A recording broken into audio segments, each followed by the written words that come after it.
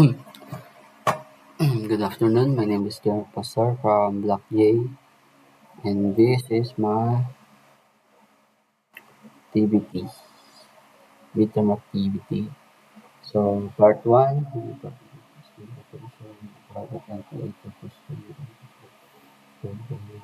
inspiring the design management system. So, bale dito, this is my mood board, and then ang napili ko is cream and crab. So, bale dito, makikita natin yung mga product na gusto ko. Yung mga cookies, mga bread, coffee, mga yan. And then, this is yung mga ginamit na colors.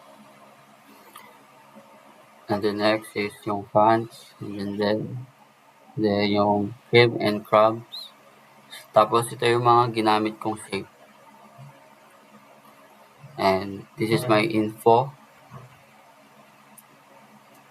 At this is my contact number, yung mga email number. Tapos yun, full name.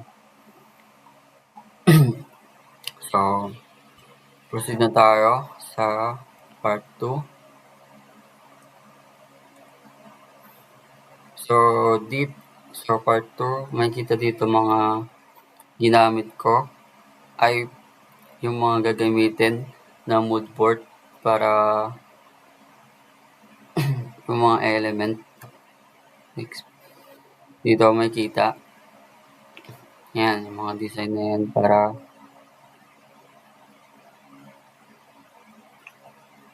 yun, makakonect sa mood board. Yan, yung mga design. So, balik tayo sa mood board.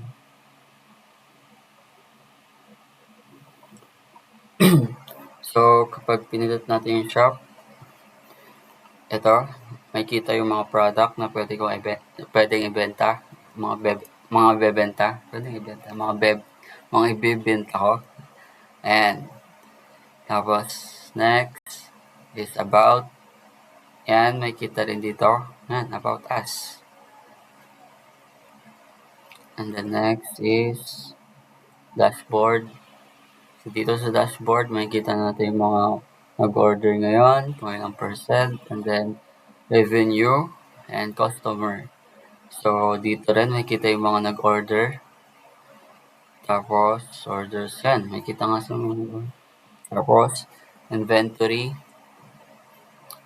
Here, this inventory, pwede tayong kung sakaling maubusan ka ng stocks, pwede na dito yun. Magpapa-restocks ka lang. And then, menu.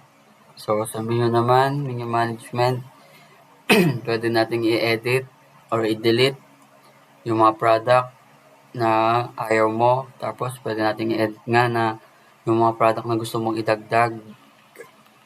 So, yun. And then, sit na tayo. Guest view. So, guest view naman, parang ano lang siya, ma'am,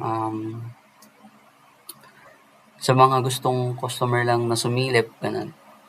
Parang, yan, titignan lang. Paras lang sila ng shop. Ayan.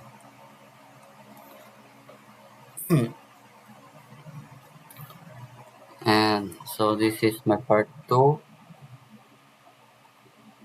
And, so, yun. So, this is a short video lang, ma'am, kasi na full storage na po yung laptop. And then, nabanggit ko naman na po sa inyo na hindi lang po ako yung gumagamit ng laptop. Sana po ma-consider po, ma'am. Sorry po. Yun lang po, ma'am. Thank you po.